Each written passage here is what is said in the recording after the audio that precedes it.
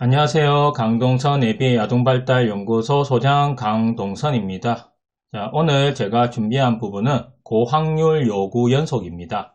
자, 때로는 이게 고속 비율 연쇄라는 말로 사용하기도 하고요. 그리고 행동의 모멘텀, 이 행동 추진력이라는 거죠. 그런 식으로 우리가 용어를 사용하고 있습니다. 이 방법 같은 경우에는 우리가 어떠한 행동을 잘 하지 않는 경우가 있잖아요. 어떠한 시키게 되면 회피를 하게 되고 뭔가 거부 반응이 심한 경우, 때로는 어떠한 활동을 잘 하지 않으려고 하고 느리게 하고, 자, 한번 하더라도 너무 오랫동안 걸리게 되는 그런 행동들이 있을 겁니다. 그럴 때는 이 고확률 요구 연속을 좀 사용해 주면은 그것을 좀 바람직한 행동으로 우리가 바꿀 수가 있거든요. 그리고 교육을 할 때도 이걸 적절하게 이 방법을 잘 설정을 하면요. 어떠한 것을 충분하게 달성할 수 있도록 우리가 유도를 할 수 있습니다. 그래서 우리는 대표적인 그 선행중재라고 이렇게 할 수 있는데요. 자, 이 부분에 대해서 오늘 한번 알아보고, 자, 교육하거나 안 그러면 도전적 행동을 중재할 때 도움이 되었으면 합니다. 그러면 고확률 요구 연속 한번 들어가 보도록 할게요.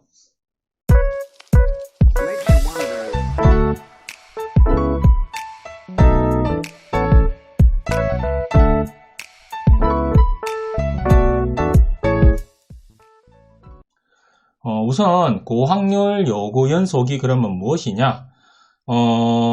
우선은 제가 이야기를 조금 했지만은 이걸 좀 자세하게 한번 알아보면요. 여기에서 고확률 요구라는 걸 한번 알아볼 필요가 있을 것 같아요. 우리가 프리맥의 원리 아시죠? 프리맥의 원리. 자, 그랜마 법칙이라고 하는 이 프리맥의 원리는 자, 이거 하면 이거 하게 해줄게. 여기에서도 고확률과 저확률 이런 내용이 나옵니다.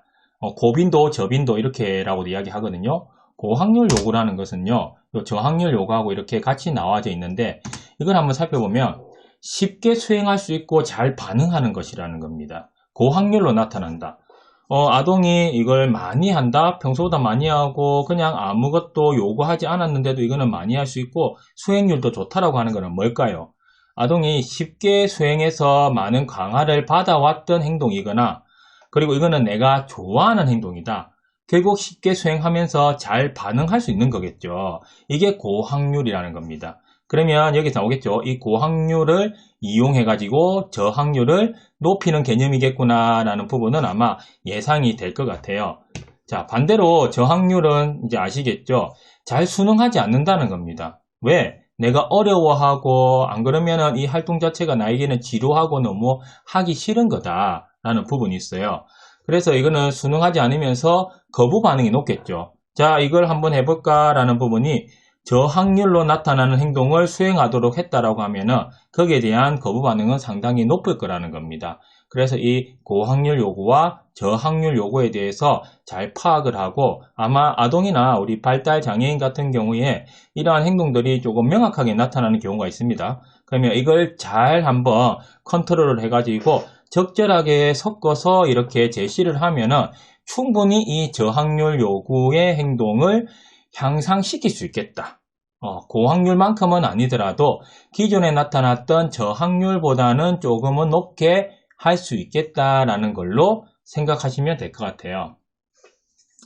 자, 그러면 개념을 조금 더 보면요. 자, 고확률 요구 연속을 먼저 제시한다라는 겁니다. 아까 뭐였죠? 고확률은 잘하고 좋아하고 쉽게 수능할 수 있고 잘 반응하는 것입니다.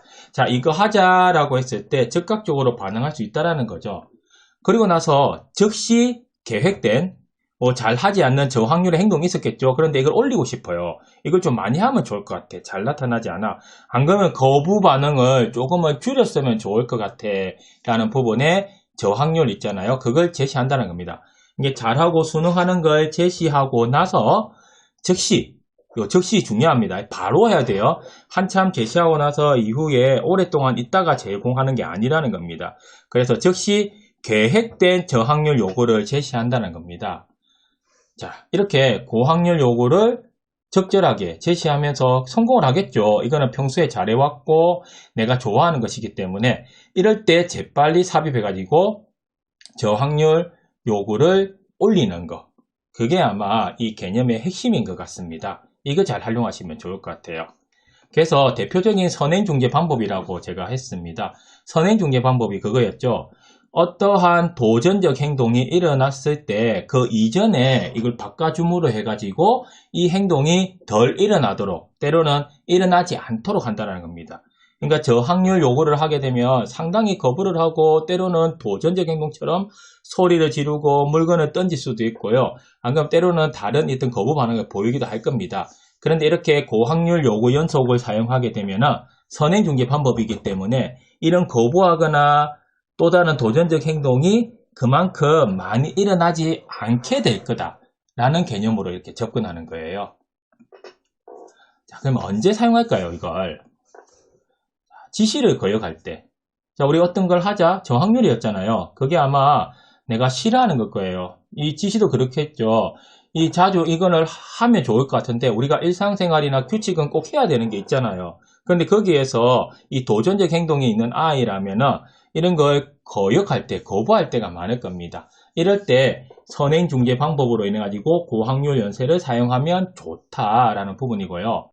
그리고 반응 지연 시간이 지나치게 길 때라는 겁니다. 이 반응 시간 아니에요. 반응 지연 시간입니다. 지연 시간은 뭘까요? 자, 이거 하자라고 했을 때 어떤 수행이 있었어요. 과제가 되든지. 그러면 그 과제를 하기까지의 시간입니다. 과제를 하고 나서 있었던 시간이 아니라 어떠한 반응이 일어나기 전까지의 이 사이를 반응 지연 시간이라고 합니다. 그러면 10초 뒤에 이 반응을 했다라고 하면은 이 반응 지연 시간은 요구하고 나서 이 반응 지연이 되었던 시간이겠죠. 이게 10초라는 거예요. 자, 그래서 이 시간이 너무 길면 안 되겠죠. 뭔가 수행을 하면 즉각적으로 해야 될 것 같고 이게 지금 당장 필요하기 때문에 지시를 했다라는 겁니다. 근데 이 반응 지연 시간이 길면은 뭔가 수행을 하지 않으려는 것 같고 그리고 때로는 그걸 하게 되더라도 그게 적절하지 않은 행동으로 보일 때가 많다라는 겁니다. 그리고 주어진 과제에 대한 수행이 지나치게 느릴 때라는 겁니다. 뭔가 하기 싫은 걸 하려고 할 때 몸을 꼬으면서 할 수도 있고 하기 싫은데 한 개 해놓고 오래 걸릴 수도 있고 이럴 수 있습니다. 그런데 이렇게 고확률 요구 연속을 사용하게 되면요. 이거에 대한 수행의 속도도 상당히 올릴 수 있다는 겁니다. 상당히 앞에 제가 이야기를 했었죠. 이게 고확률 요구 연속, 고속 비율 연쇄라는 부분도 있지만은 행동의 모멘텀, 결국 행동의 추진력이라는 겁니다. 한번 추진력을 받게 되면 어떻게 될까요? 우리가 관성같이 이 추진력은 조금 이어져요. 그러면 행동을 앞에 걸 잘했다라는 부분이 있으면은 이 주어진 과제가 되었을 때 하기 싫은 걸 했을 때도요. 조금은 앞에 이 모멘텀을 이어받는다는 겁니다. 그래서 그 행동의 속도를 조금 더 유지할 수 있다는 거죠. 왜? 고확률 요구를 했을 때는 그걸 빠르게 하고 수행하고 있었거든요. 그래서 저항률이 주어졌을 때 그걸 이어서 조금 더 추진력을 받고 이렇게 계속 할 수 있다라는 개념으로 생각하시면 좋을 것 같아요. 그러면 이걸 어떻게 사용할 거냐라는 부분이 있습니다. 앞에 나온 내용에서 벌써 답은 다 나왔다고 생각을 해요. 자, 쉽게 할 수 있는 때로는 좋아하는 활동입니다. 쉽게 하고 할 수 있고 때로는 좋아하는 거예요. 이걸 2개 내지 5개를 준비를 합니다. 이게 고확률을 한 개만 하고 저항률을 하는 건 아니에요. 자, 2개지만은 보통은 한 3개 정도 하셔도 되고요. 뭐 2개에서 5개까지를 보통 이야기를 합니다. 뭐 저 같은 경우에는 3개, 4개 이렇게 활용을 많이 하긴 하는데요. 자, 결국에는 이게 한 가지 하고 나서 바로가 아니라 여러 개 고확률이 일어나는 거, 잘 수행하는 거, 좋아하는 걸 딱 이렇게 하고 나서 저항률이 탁 제시되는구나. 이런 느낌으로 생각하시면 돼요. 자, 그래서 표적 활동을 제시하기 전에 고확률 요구를 연속으로 제시합니다. 2개든 3개든 연속으로. 야, 속도는 조금은 추진력이라고 이야기했죠. 그래서 조금은 빠르게 제시하는 게 좋습니다. 왜? 기존에 잘하고 좋아하는 거고 쉬운 거거든요. 자, 쉽게 할 수 있는 자료는 학습자의 능력에 맞아야 됩니다. 아동의 능력에 맞고 그리고 이전에 많이 해보니까 이거는 좋아하고 쉬워하고 잘하더라. 강화를 통해서 많이 행동을 수행해 왔던 경험이 있기 때문에 이것은 잘 수행하는 겁니다. 자, 고확률이라는 걸 말했죠. 이렇게 쉽게 할 수 있어야 되는데 이게 어려운데 뒤에 저항률 올릴 수는 없겠죠. 그래서 이 목록을 잘 파악을 하셔야 돼요. 그래서 이 목록을 한 가지만 아니라 이걸 몇 가지 파악하고 나서 그 뒤쪽에 적절하게 저항률로 일어나는 표적 활동이 있겠죠. 이걸 삽입하는 것이 중요하다는 겁니다. 그래서 항상 이거 아동에 대해서 잘 파악을 하고요. 그리고 어떠한 활동을 좋아하고 있는지, 어떠한 활동을 싫어하는지에 대해서 평소에 이렇게 파악해 놓으면은 이걸 적절하게 우리가 약간은 컨트롤 함으로 해가지고 어떠한 행동을 올릴 수 있다라는 부분으로 생각하시면 됩니다. 그러면 전형적인 교수 방법의 사용을 한번 볼까요? 자, 수학 문제 푸는 것이 저학년 요구일때라는 겁니다. 수학 문제를 그만큼 풀기 싫다, 어려워한다, 이거에 대해 거부 반응이 심하다, 이 내용입니다. 자, 선생님이 동선아, 수학 문제 풀자. 자, 동선이겠죠, 학생은. 자, 소리 지르며 거부하여 더 이상 요구할 수 없습니다. 분노 발작을 일으켜 하기 싫은 과제를 피한다는 겁니다. 여러 가지 도전적 행동이 바로 나타난다는 거죠. 왜 내 하기 싫은 걸 또 시켜? 안 그러면 이 행동을 통해서 이 수학 문제는 안 하게 됐던 결과를 얻었다든지 이런 부분이 있었다라는 겁니다. 자, 이걸 이제 우리는 바꾸고 싶은 거죠. 수학 문제를 풀게는 하고 싶어요.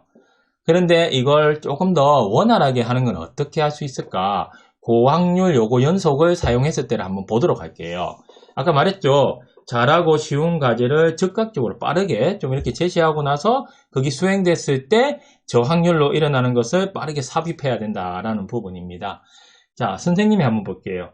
하이파이브, 이건 좋아하는 거겠죠. 자, 동선아, 하이파이브, 손을 내밀어 선생님과 하이파이브를 합니다. 이 좋아하는 활동 빡 한 거예요. 속도감 있게. 와, 동선이 하이파이브 너무 잘한다. 동선아, 이 동물 뭐야? 동물도 좋아하는 겁니다. 자, 호랑이. 동선이 호랑이 너무 잘 알고 있네. 동선아, 이 문제 한번 풀어볼까? 수학 문제를 푼다. 와, 우리 동선이 최고. 이때는 엄청난 강화를 해주셔야 돼요. 자, 앞에 부분에 고확률로 나타나는 것은 기존의 반응군에 있는 거기 때문에 우리가 적절하게 좋아하는 강화제를 사용하는 거죠. 그걸 적절하게 사용해야 되는데 주로 칭찬이나 뭐 관심적인 어떤 표현 같은 거, 안 그러면 우리 1차 강화는 음식이나 이걸 활용하더라도 조금은 짧게 할 수 있는 거 있잖아요. 왜? 다음을 즉각적으로 가야 돼요. 그래서 추진력이 더 붙게 되거든요. 그렇게 하고 나서 만약에 수학 문제 어려워하는 거 많이 풀었죠. 그럴 때는 자, 이렇게 짧은 것보다는 칭찬을 더 과하게 하면서 그러면서 좋아하는 것도 좀 이때는 과하게 주셔도 됩니다. 왜? 우리의 목표는 고확률 했던 걸 잘하자가 아니거든요. 저확률 했던 것을 좀 잘하면 좋겠어요. 이걸 거부하지 않고 했기 때문에 우리가 생각하는 바람직한 행동을 했거든요. 그러면 이럴 때는 좀 과한 강화물을 제공을 해야 이거 하니까 내 더 좋구나 라는 부분을 차지할 수 있다는 겁니다. 그래서 적극적으로 짧게 할 수 있는 강화제를 사용하고 나서 자, 저확률을 했을 때는 우리가 좀 과한 강화제를 사용한다라는 부분으로 이렇게 생각하시면 좋을 것 같아요. 속도감도 상당히 중요하다. 이 부분만 중요하게 생각하시면 아마 이걸 몇 번 해보시다 보면 이걸 적절하게 잘 활용할 수 있을 것이라고 생각하고 있습니다. 여기서 효과적인 활용 한번 보도록 할게요. 사용하는 과제는 이미 학습되어 행동 저장고에 존재하는 겁니다. 고확률이든 저확률이든 이게 모르는 게 아니라는 겁니다. 평소에도 해왔던 건데 저확률은 뭐예요? 그 해왔던 것 중에서 싫어하는 겁니다. 고확률은 쉽고 잘하고 좋아하는 거고요. 행동 저장고라는 것은 나의 반응군이라고도 하는데요. 나의 행동, 내가 할 수 있는 레파토리, 내가 할 수 있는 것 안에 있다라는 겁니다. 예를 들어 수학 문제가 내가 전혀 풀어보지 못한 거였다고 해볼게요. 그러면 이거는 앞에 고확률로 해도 순간적으로 해보려고는 하겠지만 결국 못 푸게 된다는 겁니다. 그게 아니거든요. 거부했거나 잘 나타나지 않는 걸 올리는 개념이에요. 그래서 표적 행동을 잡을 때 그런 걸 잡아야 된다는 겁니다. 그래서 행동 저장고, 기존에 하고 있는데 이게 잘 나타나지 않는 거 있잖아요. 그걸 이제 존재하고 있어야 된다라는 겁니다. 그걸 올리는 거고요. 고확률 요거를 신속히 연속적으로 제시한다. 이건 제가 계속 강조해 오고 있어요. 이 속도감이 필요합니다. 그리고 모멘텀을 할 때요. 앞에 거 잘할 때 이렇게 액션을 크게 넣어 두셔도 돼요. 액션을 크게 해가지고 뭔가 다음도 더 잘할 수 있다. 내 잘하네. 이런 느낌으로 해가지고 뭔가 동기부여 같은 이런 것을 잘 만들어 줘야 됩니다. 그리고 고확률 요거를 올바로 반응하면 즉시 칭찬한다는 겁니다. 즉시 칭찬. 고확률이에요. 앞에 했을 때 즉시 칭찬해가지고 속도감 있게 넘어가야 돼요. 이때 한 개 하고 나서 딜레이가 돼버리면 그만큼 추진력을 받을 수 없다. 그런 개념이거든요. 그래서 즉시 뭔가 할 수 있는 부분.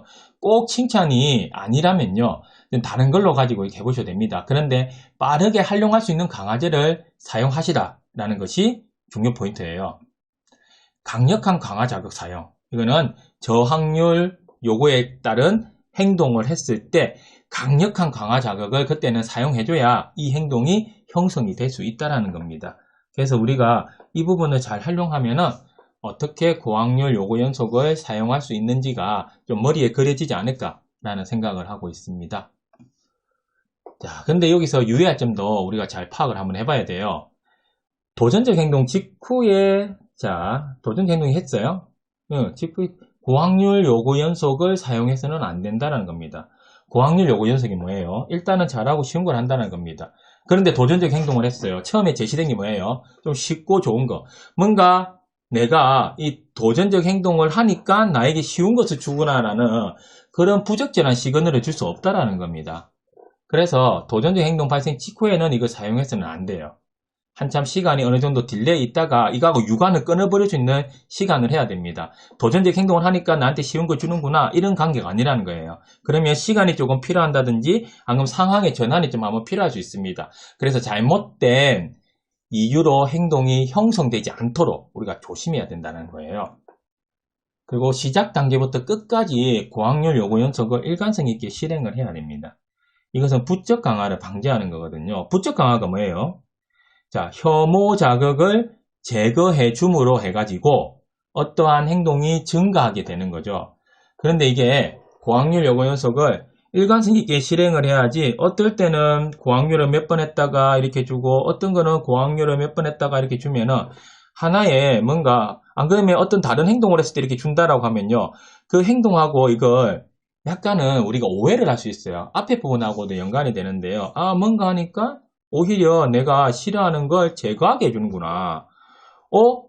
내가 이렇게 하니까 오히려 나에게 이런 싫어하는 부분이 제거됐기 때문에 나는 이 행동 계속해도 될 거야 라는 부분으로 부적 강화가 될 수 있다는 겁니다. 혐오 자극을 제거시켜 주는 거예요. 그렇게 그래서 이게 우리가 앞에 부분하고 뒤에 부분을 같이 봤을 때 일관성 있게 나는 이거 몇 번 하고 나서 이거 제시해야지 이거 몇 번 하고 나서 제시해야지 이러한 규칙을 처음에 정하셔야 돼요. 처음에 행동이 잘 나타나지 않는다면은 나는 처음에 5개 하고 1개 할 거야. 다음에 4개 하고 1개 할 거야. 이렇게 규칙을 정해야지. 지금 행동이 좀 안 좋네. 이번에는 조금 많이 5번 줘볼까? 2번 하기로 했는데 5번 줘볼까? 이렇게 하면은 그 행동에 대해서 잘못된 이런 강화가 될 수 있다는 부분을 생각해 볼 수 있을 것 같아요. 자, 여기에도 다 똑같이 되어 있습니다. 사용하는 사람이 자신도 모르게 저확률 요구로부터 고확률 요구로의 표류를 허용하는 것 주의해야 된다는 겁니다. 이게 그거예요. 행동이 도전적 행동을 하다 보니까 이건 내가 선행 중재다 보니까 지금 내가 더 아마 조금 긍정적으로 해줘야 이 행동을 할 거야. 도전적 행동을 하고 있거나 안 그러면 이거 지금 더 잘 유지하기 위해서 적절한 규칙 어쩌다가 2개 하다 3개 하는 거는 이제 나의 규칙 안에 있으면 괜찮아요. 그런데 2개 하고 3개 하고 했는데도 다음 거 하려니까 조금 도전적 행동이 나타날 것 같아 하면서 좀 일관성 있지 않게 이렇게 고확률 요구를 더 많이 해버리고 또 저확률 하려다가 다시 고확률로 잘못해가지고 이렇게 강화를 줄 수 있는 거 이런 부분들을 상당히 조심해야 된다는 겁니다. 그래서 항상 어떠한 중재를 할 때 이렇게 일관성 있게 하고요. 그리고 행동의 유관을 어디에다가 입히게 되는지 이 말은 즉 뭐냐면요. 도전적 행동을 했을 때 우리가 적절하게 주려고 했던 것이 잘못 이유가 돼버리면 안 돼요. 결국에는 내가 바람직한 행동을 했을 때 이렇게 된다는 거고 이 선행 중재 같은 경우에도 바람직한 행동을 이끌어내기 위한 거란 겁니다. 도전적 행동을 했을 때 뭔가 대처하는 게 아니에요. 그래서 미리 이 예방을 해가지고 이 행동을 줄이는 것을 목표로 한다는 거 그걸 이제 잘 생각하시고 활용하면 좋을 것 같습니다. 자, 오늘은 고확률 요구 연속에 대해서 진행을 해봤습니다. 이 방법들을 한 가지 이렇게 알려주는데 처음에 활용하기에는 아마 쉽지 않을 겁니다. 하지만 계속해서 반복적으로 해보고 또 다시 한번 이 방법에 대해서 고민을 해보다 보면은 이런 식으로 우리가 한번 해볼 수 있겠구나 라는 부분이 좀 명확해질 것 같아요. 그러면 이러한 방법들을 현장에서 뭐 한 가지만 특징되는 것이 아니라 적절하게 혼용해서 사용할 수 있을 거라고 생각합니다. 자, 구독, 좋아요 한번 부탁드리고요. 자, 오늘 제 영상도 여기까지 하고 마치겠습니다. 감사합니다.